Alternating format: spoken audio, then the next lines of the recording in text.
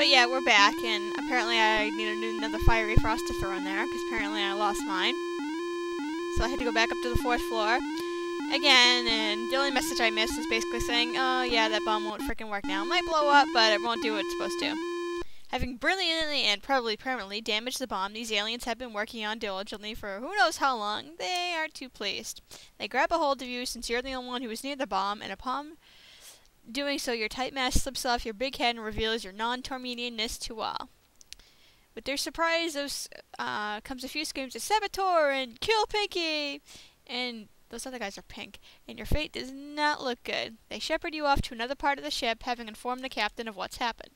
What's in store for you is anyone's guess. Way to go, janitor boy! The guards take you to the brig and proceed to take you into a cell. The guard, having escorted you to the open cell, gets ready to throw you in. Get in there, you traitorous scum! If I had my way, I'd disintegrate you one cell at a time. I'd keep you alive for a few weeks while I make you suffer the unbearable pain of... yeah, okay, whatever. Just this too easy a fate for you, you fit, pink, grit! You're pinker than I am, you assholes! What fun, Roger. You have lovely scenery, lovely hosts, and who knows what activities are in store for you. Yeesh. You get a boot in the pants to help you into the cell.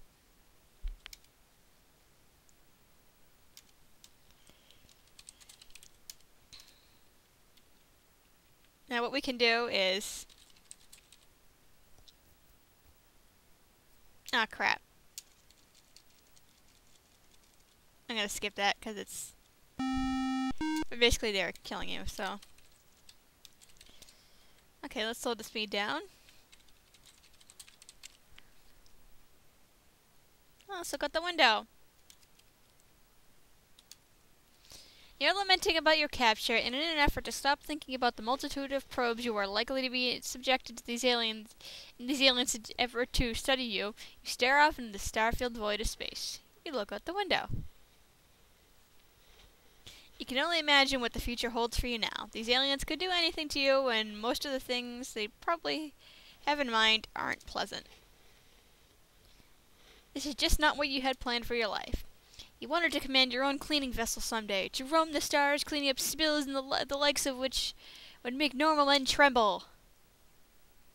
As you watch the vast expanse of space, you wish you were out there, free to boldly clean where no Xenonian has cleaned before. You miss the good old times. You miss your golden mop. How did you get yourself in these situations, Roger? Little Easter egg here. You say the magic words and are transformed into the ultimate expression of janitorial anger and power. Not quite what you had in mind, and oddly familiar, but it's cool! So let's look out the window again. Yeah. You admire your new and very impressive look. You're a scary one there, Roger. You could not look this mean. Yeah. You could not look mean in this face if you tried. Oh, God, that was bad grammar. You marvel at your claws. Haha, I see what you did there. They look like you could cut through most metal like a hot laser knife through permaplast. As you watch the vast expanse of face, you wonder what adventures you could find in this new form. You wonder who would be able to stand your way with this powerful new body. Then you bang your head on the window to see the outside of the ship, and you demur this is just a delusion, and you're really just the same old janitor you always were. Not that there's anything wrong with that. Yes, there is. You stop daydreaming and turn your attention back to the cell. Well, since we're a janitor, let's clean this place up. Well, apparently unable to curb your natural janitorial instincts, you muster up the will to try to clean the very messy cell. Using your Tormeenian outfit, torn up into nifty pieces of cloth, you start wiping away at the cell walls. Though lacking cleaning fluid, the strange cloth does a decent job and you continue to swab away. You leave the floor, since it looks beyond the help of any mortal, and stay away from the toilet. Good idea. In fact, you wouldn't attempt to clean that toilet unless you had something akin to Gramacell cleaning acid and a full-body suit. You do, however, manage to get rid of all the nasty graffiti and most of the slime plastered on the walls. However, some of the slime is so close to the roof of the cell that it not only boggles your mind, but it makes you afraid to find out how it got there. Though unable to reach the high slime, you're really impressed with your work. You dump the now filthy pieces of the outfit in the toilet. The toilet won't notice.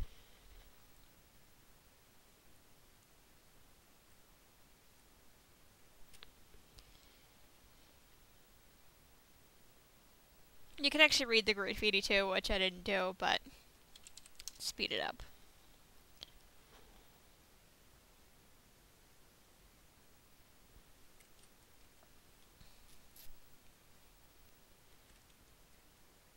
You hear angry voices outside. Then the door opens and the very unfriendly guard who hurt you, who hurt your fancy orders, who hurt your fanny orders you out of the cell. You're guessing the large smile on his face doesn't bode well for you. Somewhere else in the ship, a report just came in about a certain DNA sample that a certain Tormeenian placed on the DNA decoder. That information is about to be relayed to the captain of the Vectorcon. I know I pronounced that wrong, but I don't care. The captain is on comm now, sorry. Captain, I have some disturbing news coming out of the DNA lab. It seems the unidentified Tormeenian placed a sample of the DNA decoder while Grillo was working on it. We ran the analysis and the DNA turned out to be Xenonian. But we have no Xenonian on board. Exactly, Captain. When I got this report, I started putting together a few mysteries that have popped up on board in the last hour or so. Firstly, an odd readout popped on my computer. It appeared to be an unauthorized transport from the planet's surface. Something that is impossible. I now believe a transport did take place. People all over the Supo reported seeing an unidentified Tormeenian who apparently not only was very skilled, but knew about sensitive data concerning the later fusion bomb. In fact, he had access to the lab where the next prototype is housed. See, it was this Tormeenian who disabled the bomb and was captured by your guards inside the lab. What? But I was informed the alien traitor who damaged the bomb was not Tormeenian. That's correct, Captain.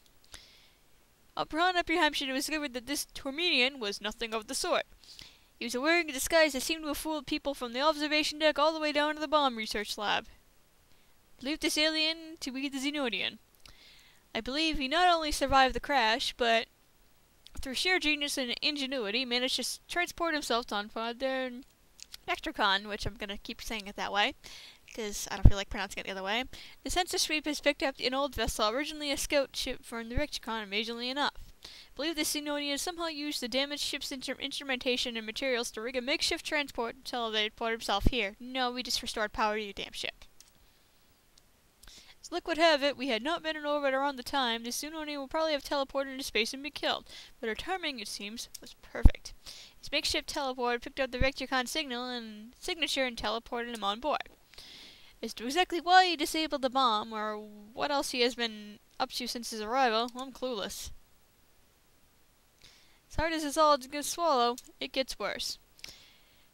Having gotten the results of the DNA decoding, I ran the signature through the time dilator, and I think we might have a serious problem. I'm forwarding data to the bridge now. Pull up that data and give me a report now, Chatro. This situation is deteriorating rapidly. The bomb is completely inoperable. We have an unauthorized alien on my ship running amok. This very same alien might be responsible for destroying the ladder fusion bomb, and now the research tells me it's worse. The council is gonna have my head for this. Right away, sir. Chateau quickly pulls up the data on his panel and quickly learns the disturbing news.